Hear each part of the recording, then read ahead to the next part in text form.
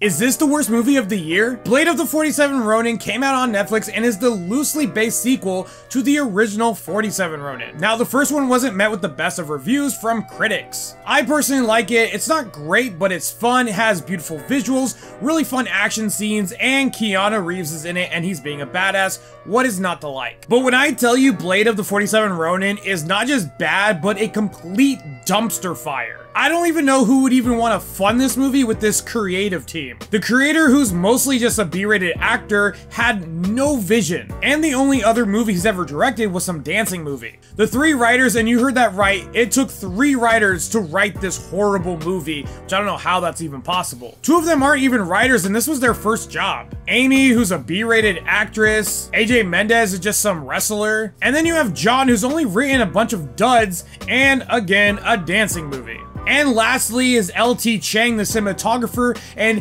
how do you work on 59 projects and are still this bad? Like, it felt like they grabbed a high school student to film this. They used what feels like a Blackmagic camera, and I'm pretty sure they only had 2 lenses on set. The shot compositions he makes in this are just utterly bad. So many wides, lifeless action, and just not inspiring at all. So again, why was this team assembled? You know this movie's bad when I haven't even gotten to the film yet. The casting was just an odd choice as well.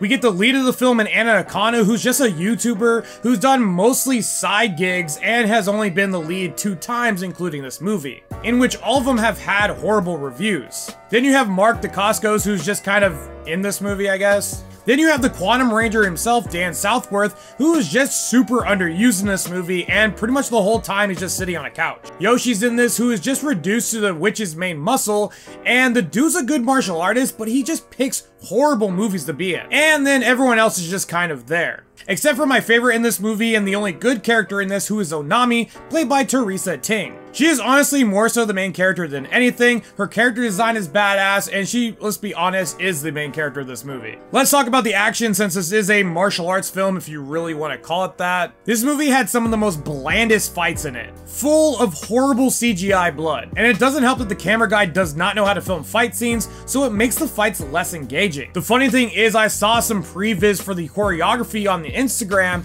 and whoever was filming that should have been the person filming the fight scenes, because that actually looked good. Also, all the goons in this movie look like putties from Power Rangers. They're in full gray sweatpants and gray hoodies, and they're wearing like Squid Games masks. You would think the one thing this movie would get right is the fights, but sadly no, and the only decent fight in this movie is the last fight scene, which is really not saying much because it's really not that good.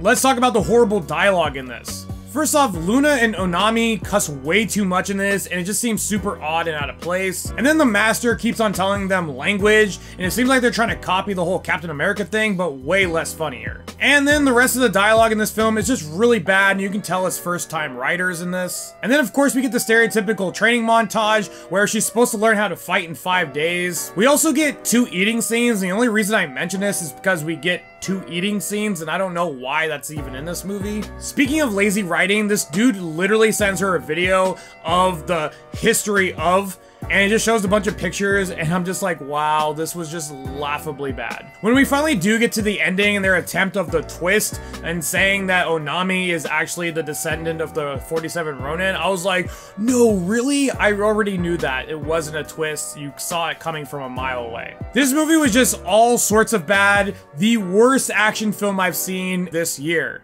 This is why I give Blade of the 47 Ronin a 3 out of 10. If you guys like this review, hit that like button. If you guys want to see more, hit that follow button. And as always, thanks for watching.